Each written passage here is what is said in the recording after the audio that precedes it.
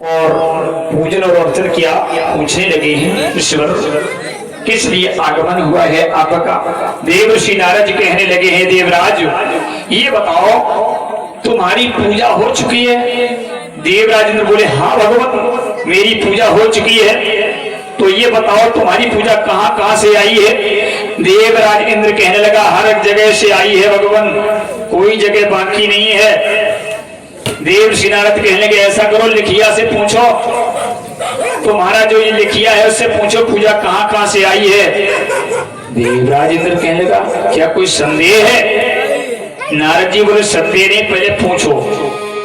देवराज इंद्र कहने लगा आपने लिखिया से है, लिखिया बताओ हमारी पूजा कहाँ कहाँ से आई है। लिखिया ने कहा कि राजन सब जगह से आई है लेकिन नंद ब्रजमंडल से आपकी पूजा नहीं आई है। देवराज इंद्र कहने लगा नंद ब्रजमंडल से क्यों नहीं आई। देवर्षि नारद जी मुस्कुराने लगे और ये हमारे सर्वश्री रघुवीर प्रधान जी इंधना निवासी हैं। इनकी ओर से 51 मुद्राएं ये परमात्मा के चरणों में भेंट हुई हैं। परमात्मा सदा आपको लक्ष्मी का पुत्र बनाए, सदा आपका भंडार भरे।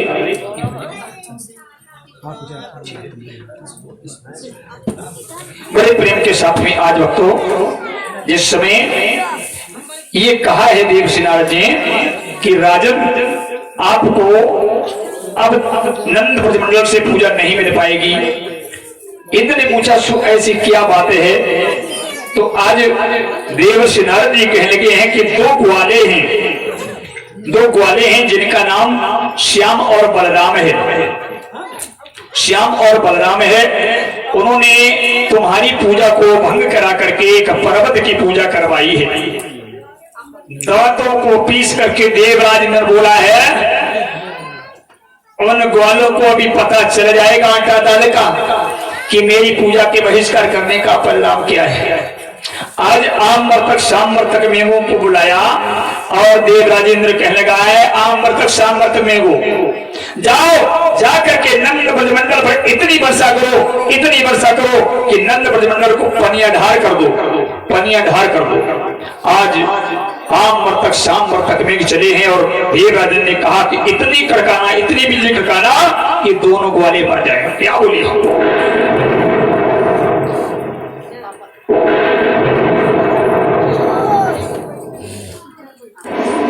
कि कह रहा हूं इतनी जोरों से हर कानों के पर्दे फटकाए, कानों के पर्दे फट जाए। घुमड़ाओ इतनी ताकत से मस्ती की मदद उलट जाए।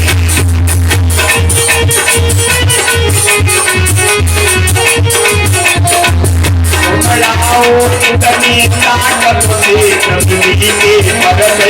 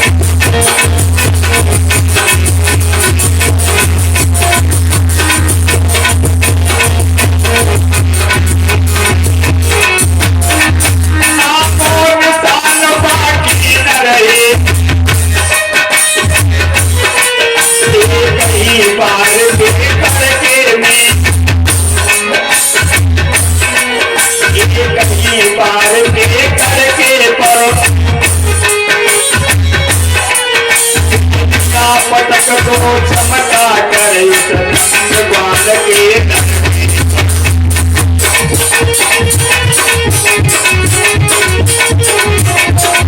बिजलियां फटक को चमका कर उस बाल के लड़के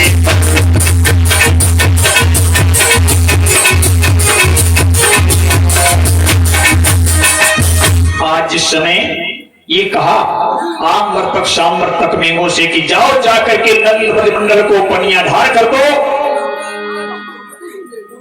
उस दोनों ग्वालों को बहा देना, बिजलियां डाल देना, गिरा के मार देना।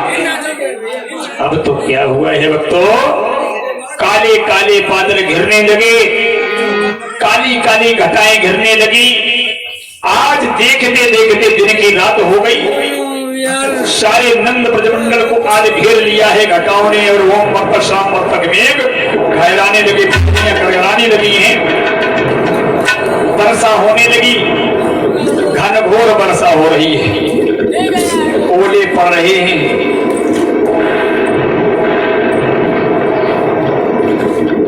हाथ को हाथ नहीं दिखाई दे रहा है। सारे ब्रजवासी घबरा गए, भाग करके आए हैं भगवान श्याम सुंदर के पास में और हाथ जोड़ करके बोले हैं प्रभु रक्षा करो, रक्षा करो, नाथ रक्षा करो। भगवान कन्हैया बोले क्या बात है। ब्रजवासी कहने लगे प्रभु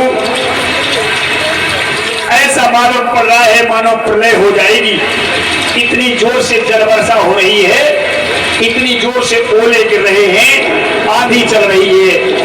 आज 49 पवन चले हैं राजन, ये 49 पवन 3 बार ही चले। एक बार जब होलिका दहन हुआ था 49 पवन चले थे। दोबारा जिस समय ये आज इंद्र का मानवर्धन 49 पवन चले थे, और तिबारा जब लंका दहन हुआ था 49 पवन चले थे। ये 49 पवन कभी चलते हैं जब कोई बहुत बड़ी घटना होती है।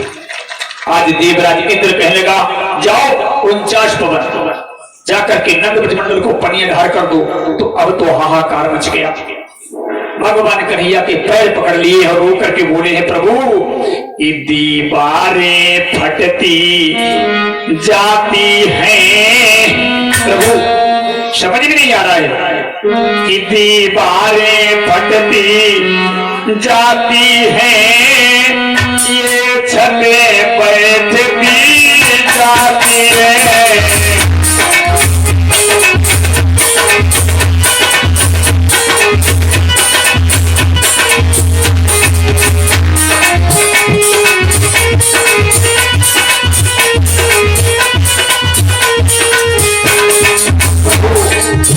मकान गिर रहे हैं, वृक्ष टूट रहे हैं, हाहाकार मच गया है, गाय और बछड़े परेशान हैं। दीवारें फटती जाती हैं,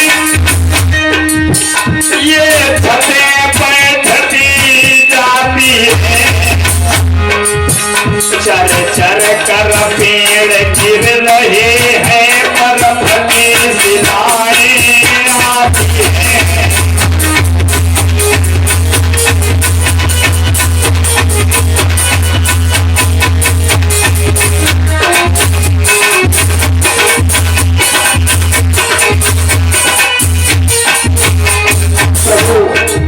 ऐसा लग रहा है मानो प्रलय हो जाएगी, प्रलय हो जाएगी।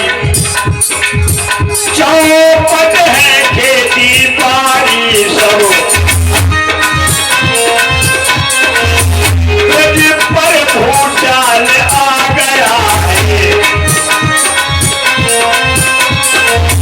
इसका भी कोई पता नहीं। अब कौन कहाँ को जाता है, अब कौन कहाँ को जाता है।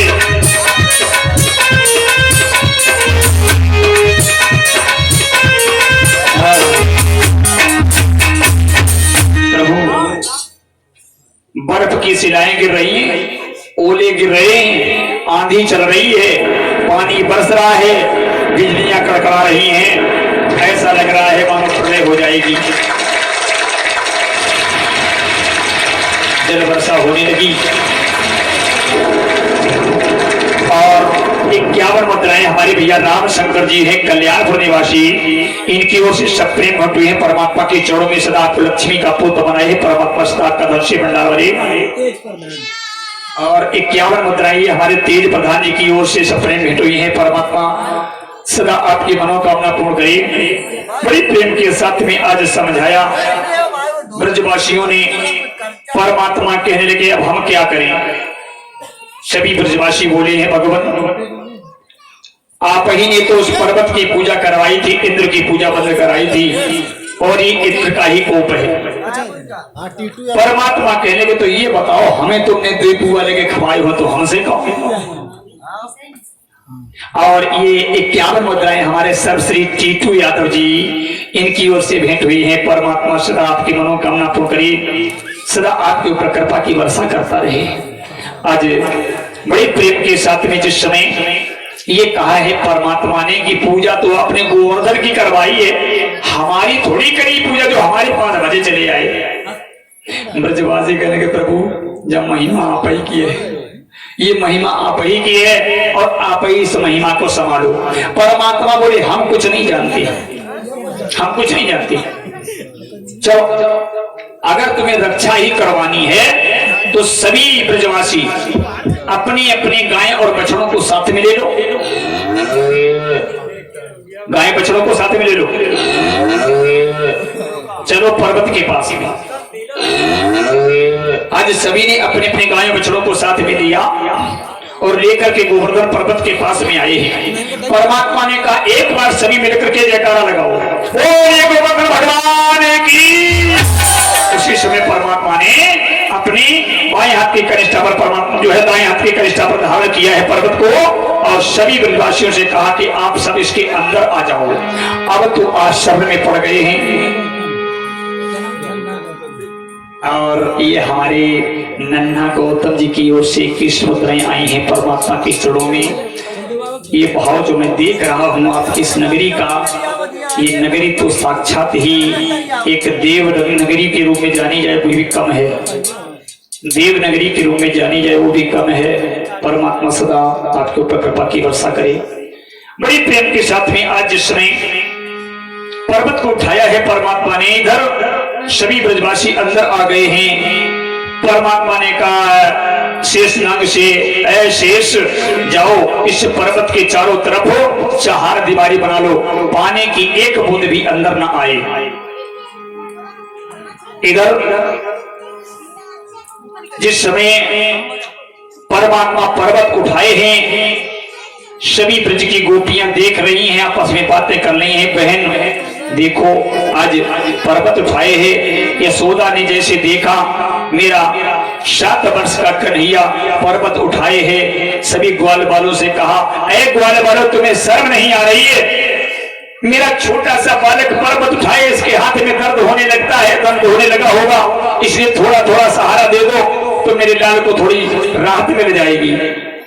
मनसुखा ने 7 हाथ की लाठी लगाई, श्री दामन छप्पर की थुनकियां लगाई, एक ग्वाला ने अपने डंडा लगाओ, कोई पनेठी लगाए है, कोई लाठी लगाए है, कोई धुनी लगाए है, कोई बांस लगाए है। बोले मैया तुम सोचते हो हमारो लला पर्वत उठाए है, जब लाठी न लगी होती तो बोलो पर्वत नीचे आई हो।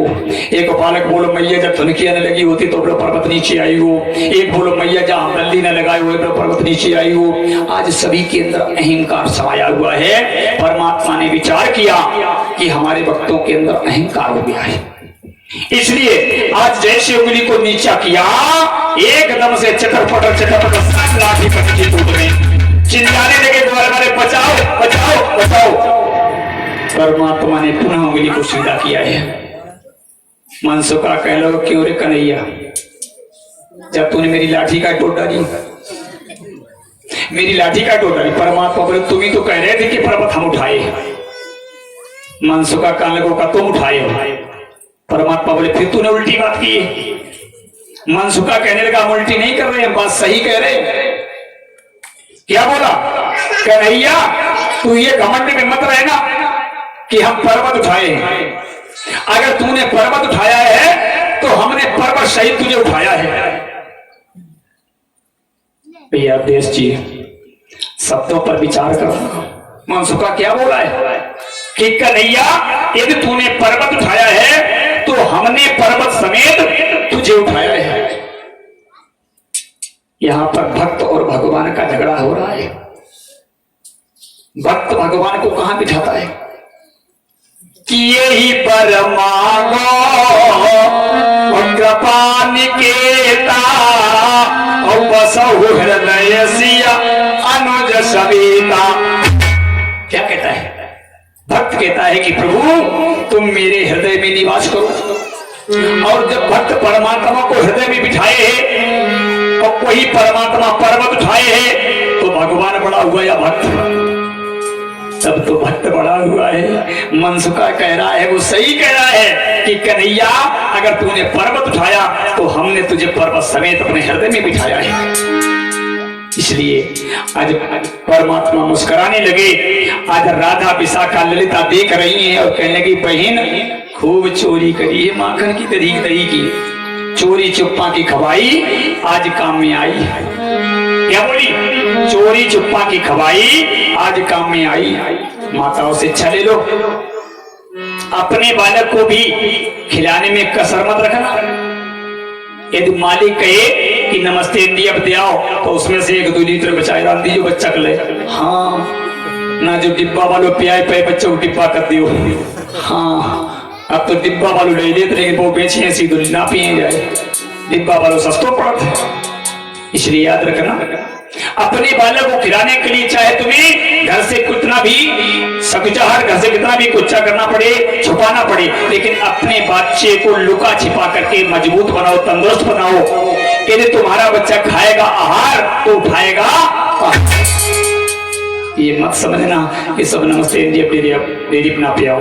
याद रखना आज यही हाल है। परमात्मा पर्वत उठाए हैं। 7 दिन 7 रात हो गए परीक्षित जी, 7 दिन 7 रात हो गए हैं। पानी की एक बूंद भी नंद परिमंडल पर नहीं आई।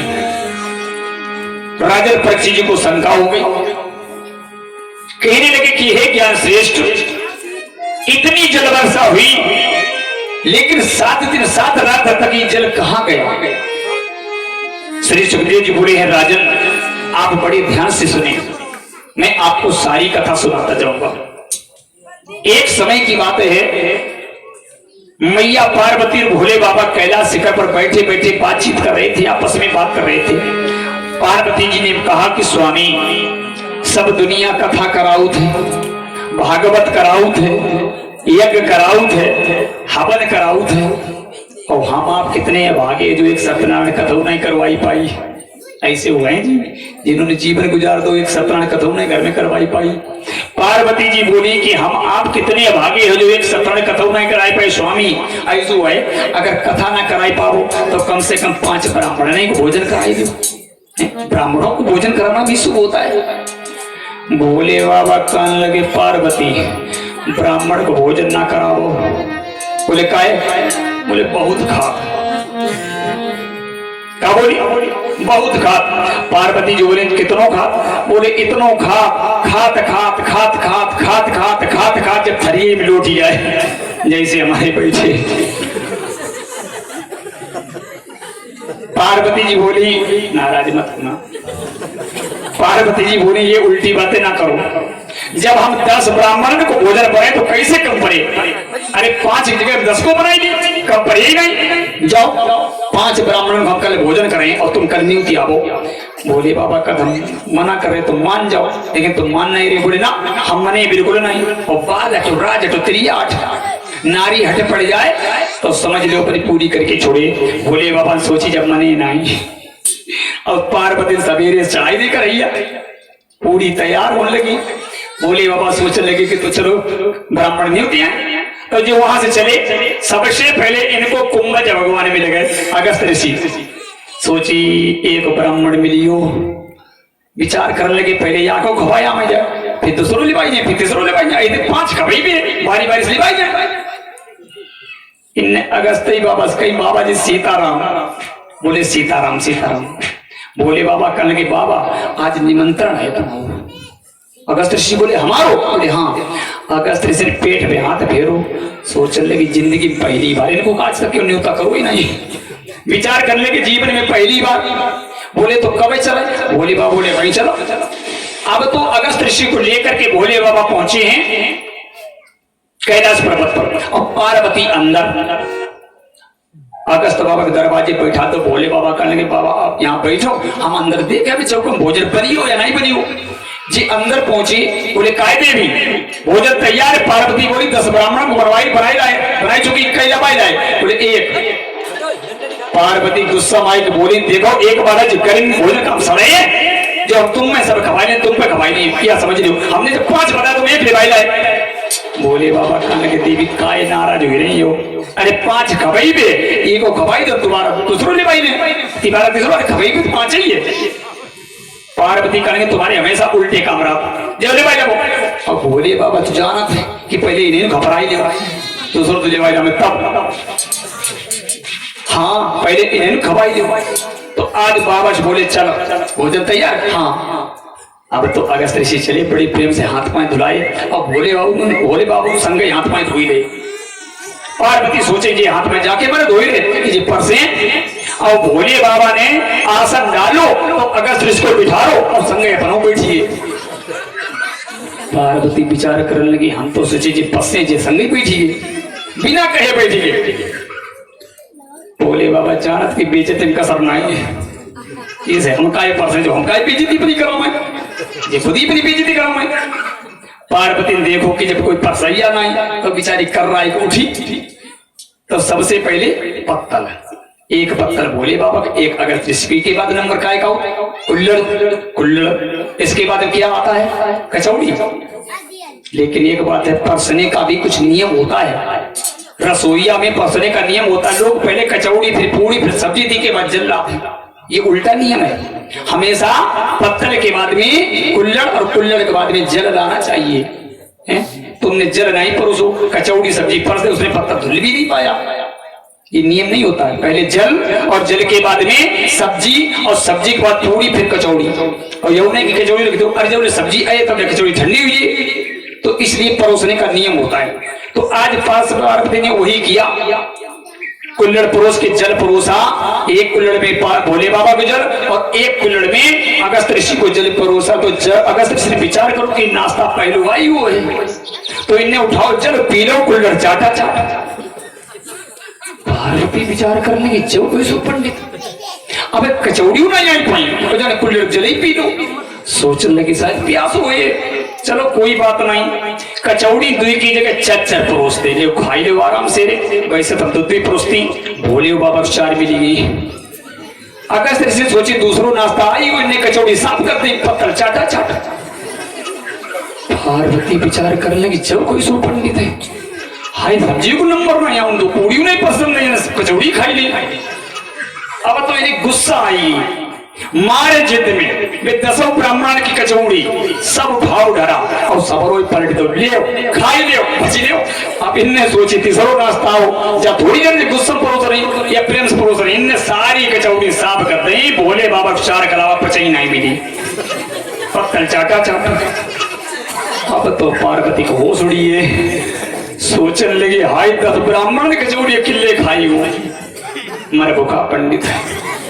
तो मारे जिद में जो ढरा पूरी वालों रखो रहा है, 10 ब्राह्मण सब उठाओ और उठा के पलटी दो, ले खाई ले बची ले। इनने सोची चौथो नाश्ता आई हो, पूरी साफ पत्तल चाटा चाटा। अब तो चौकम बची सब्जी, भोले बाबा देखे बैठे बैठे, इन्हें नहीं दोबारा नंबर लगो,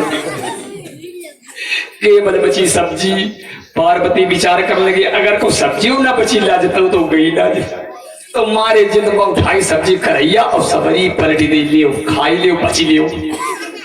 इन्हें सोची पचो नाश्ता आई, सब्जी साफ पत्थर चाटा चाट और चौकू साफ।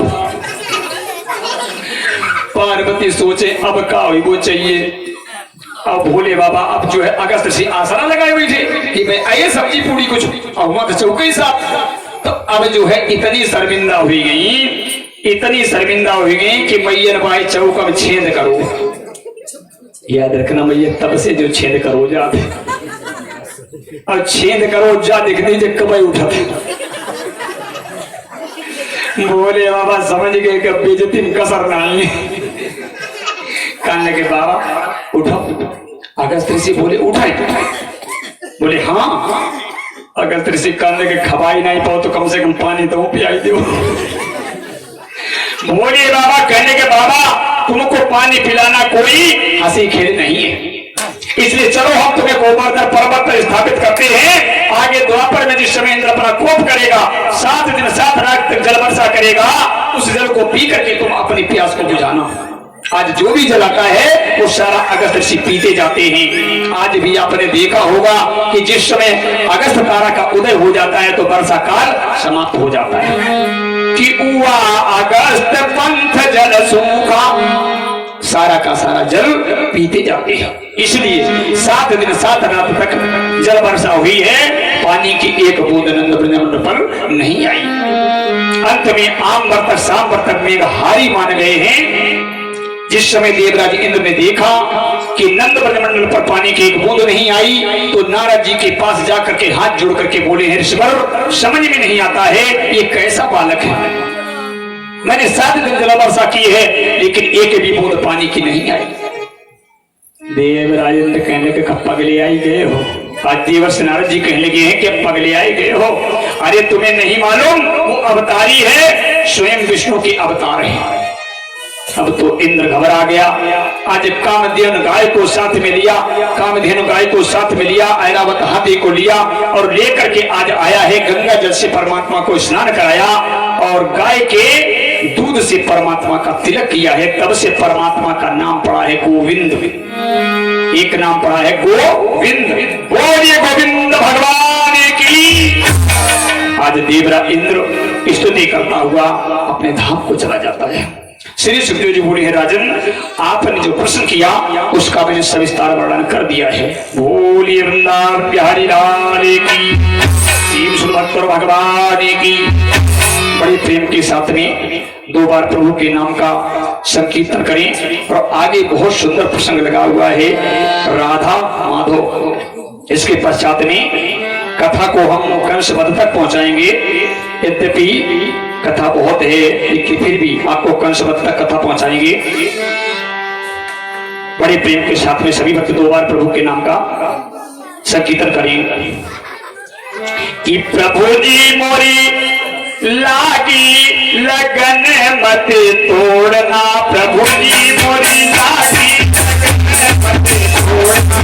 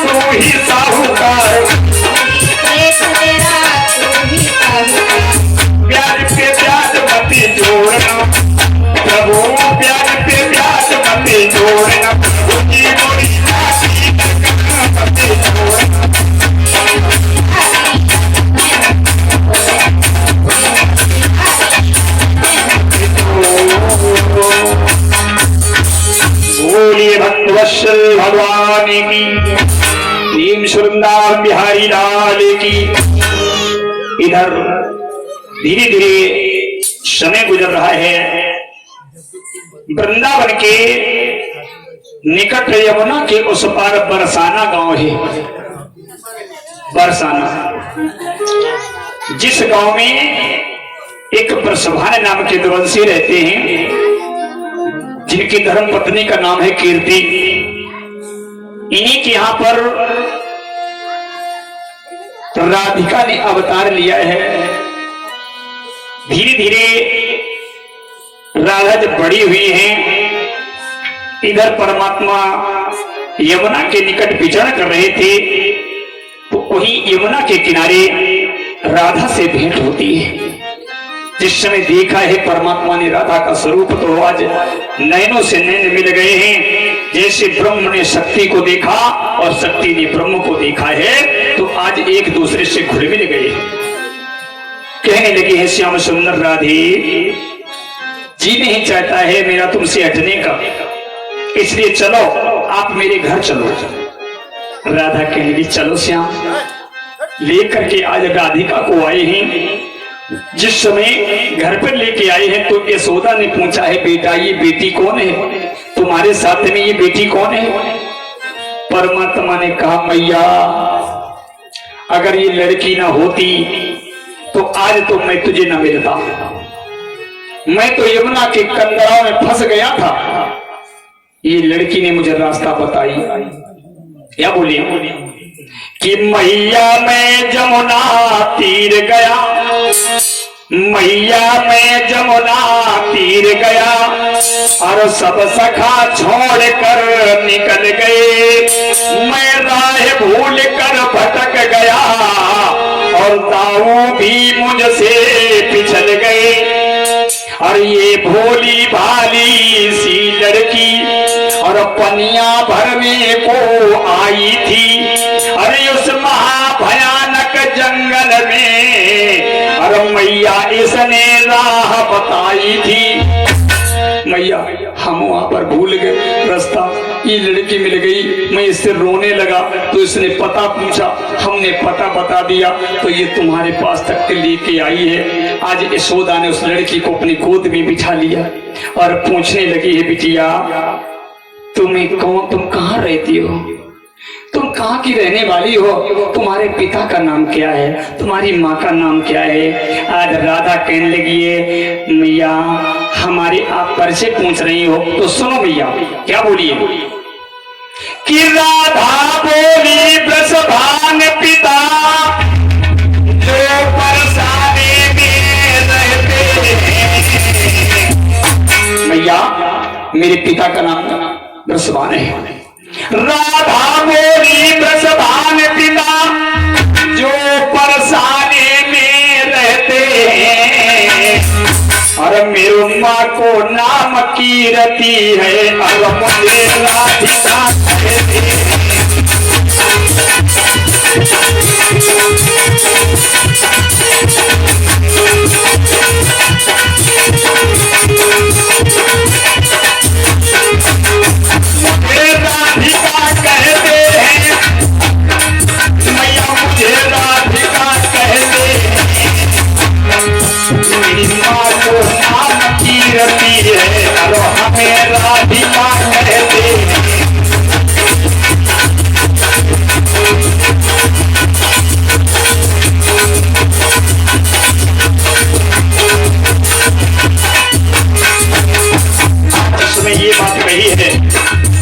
यशोदा को बड़ा प्रसन्नता हुई है और कहने लगी श्याम देखो काफी समय हो गया है, इसलिए इसे भेज दिया हो। और सुनो बेटा जाओ अब तेरे भाई मेरी कीर्ति से भेंट कही हो, कान्हा के साथ और बिटिया तुम कभी भी आती रही हो।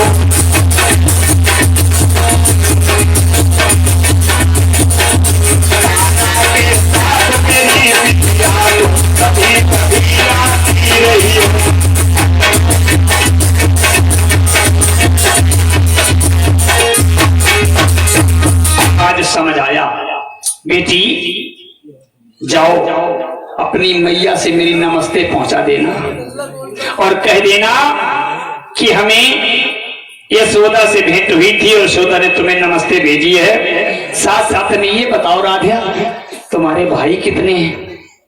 राधा बोली मैया मेरा कोई भाई नहीं है। यशोदा बोली बिटिया मेरी लला की कोई बहन नहीं है। तुम्हारे कोई भाई नहीं है और मेरे लला की कोई बहन नहीं है। तो जाओ एक बात है हम आपसे एक बात कहना चाहती हैं कि पूरी कर दी जो आशाएं और जो पीत रीत की पाली है और वह गोद लला से खाली है और ये गोद लली से खाली है।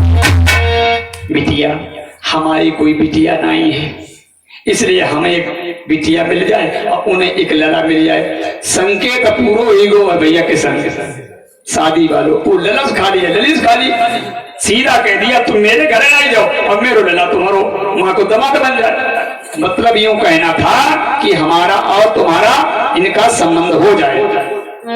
ऐसा है बेटा श्याम देखो काफी समय हो गया है इसलिए इन्हें भेज आओ।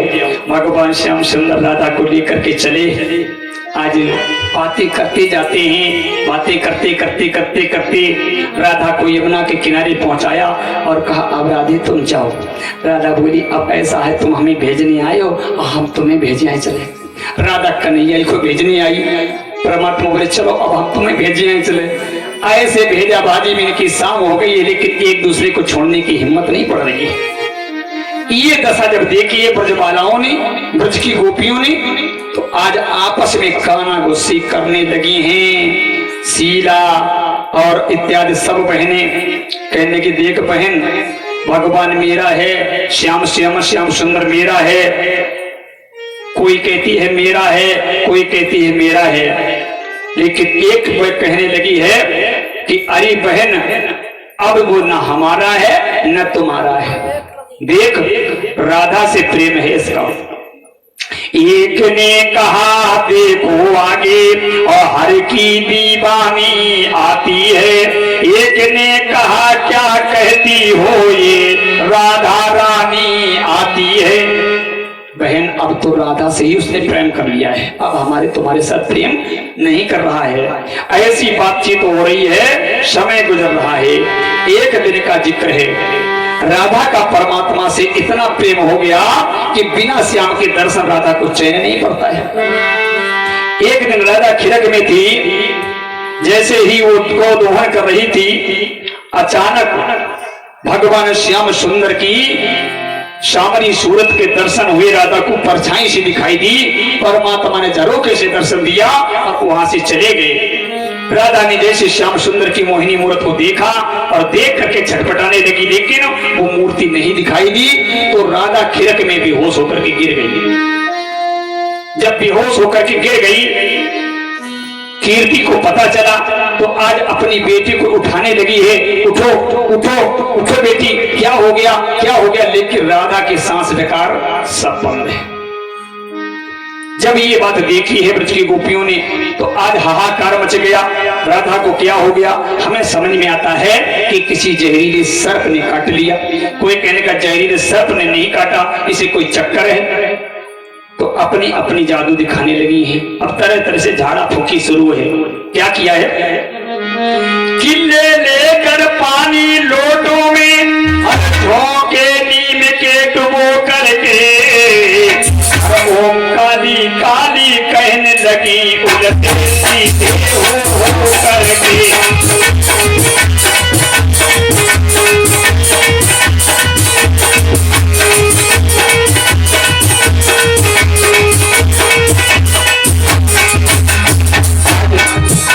तरह तरह से गोपियां झाड़ रही हैं नारियां झाड़ रही हैं लेकिन राधा आंखें नहीं खोल रही है। नाली तो